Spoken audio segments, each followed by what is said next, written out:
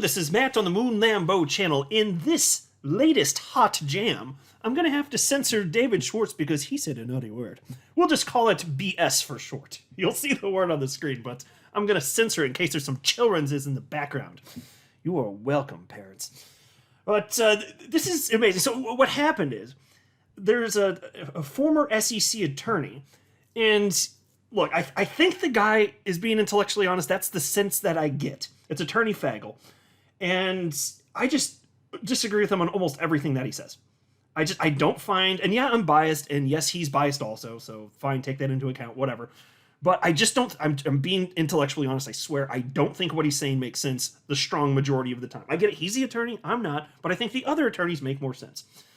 And David Schwartz just called him out, and it's been so fast, and I love this. Now that the SEC v. Ripple case is over, and we have achieved victory, all of us here in the XRP community and Ripple, David Schwartz is a lot more vocal. So I think he kind of had a bit of a muzzle on prior to this, and understandably. I mean, there's a crucial case going on.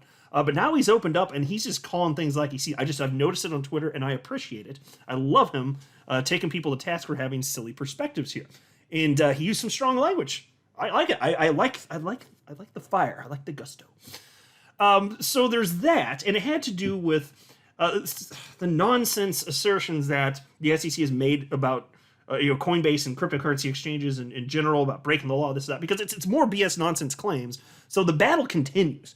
John Deaton's work is not over. He's seeking to be recognized in the Coinbase lawsuit, for example, and he's representing thousands of people now.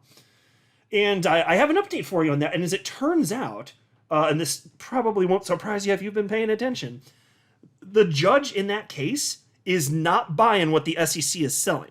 This judge is giving them a whole bunch of nope.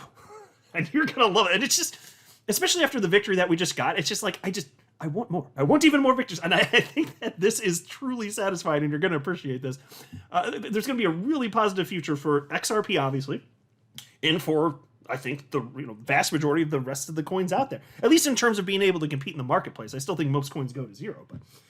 But anyway, before going further, I do want to be clear. I do not have a legal or financial background of any kind. I am not offering legal or financial advice.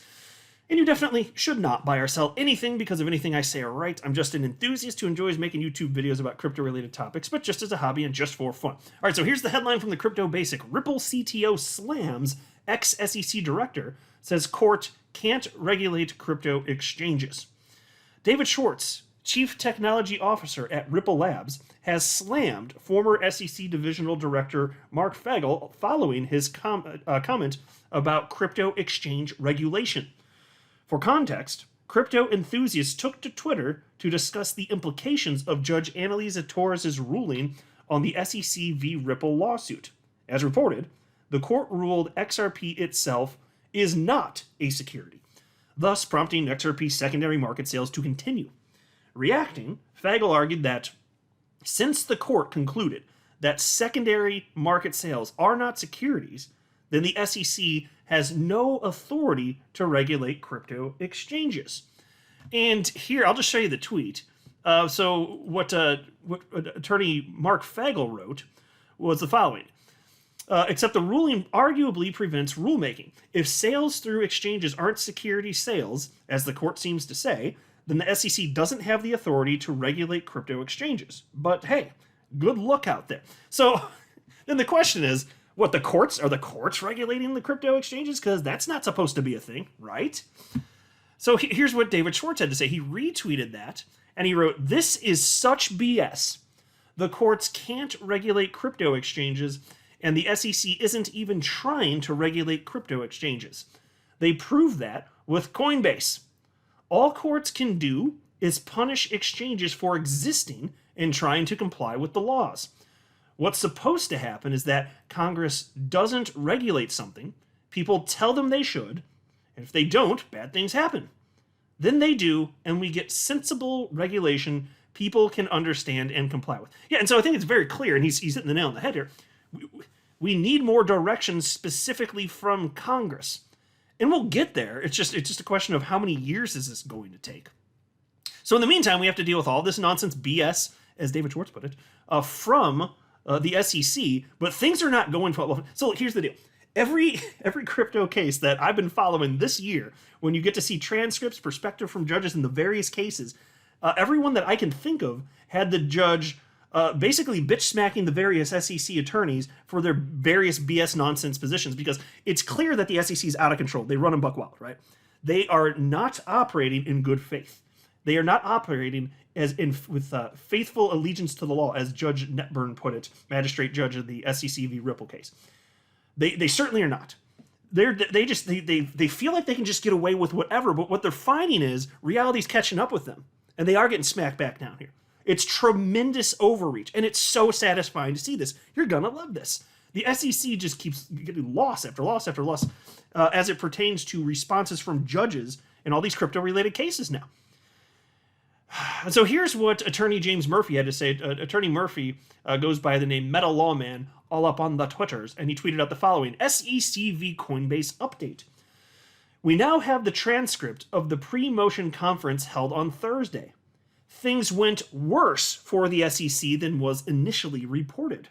The judge explicitly aligned herself with Coinbase on a key argument. That is unusual for a first appearance.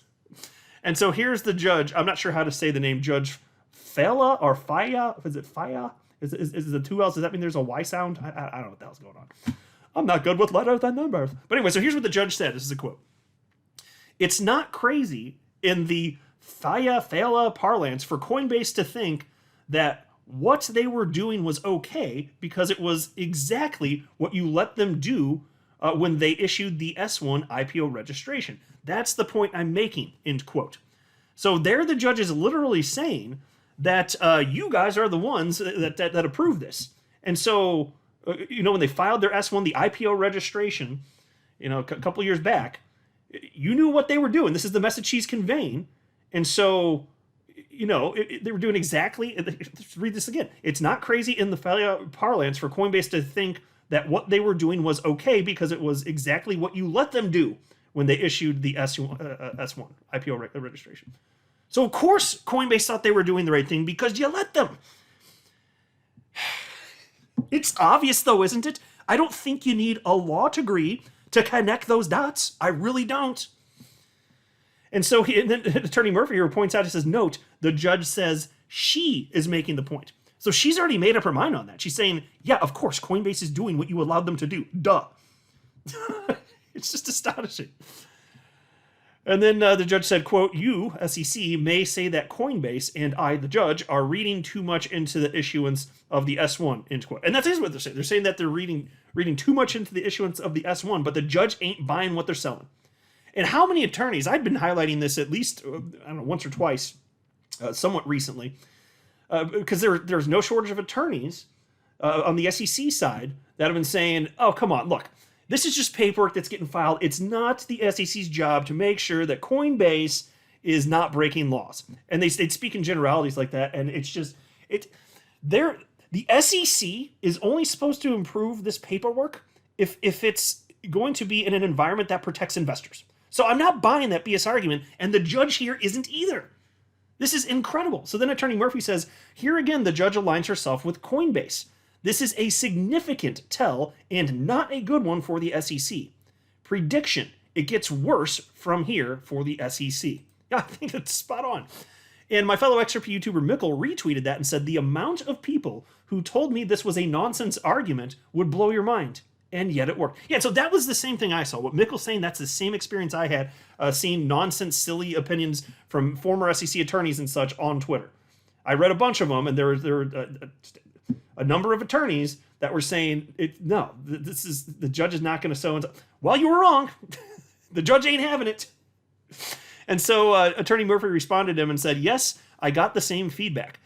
It seems like there was an army of ex-SEC lawyers saying it was all nonsense, and we just didn't understand how the IPO process works. Well, you was wrong. It's so satisfied. It's like once it hits the lips, it's so good. You know what I'm saying? Suck it, SEC. I will provide an entire bag of eggplant emojis just for these SEC asshats to put in and around their facial regions. I'll be happy to do that. Eat your veggies, bitches.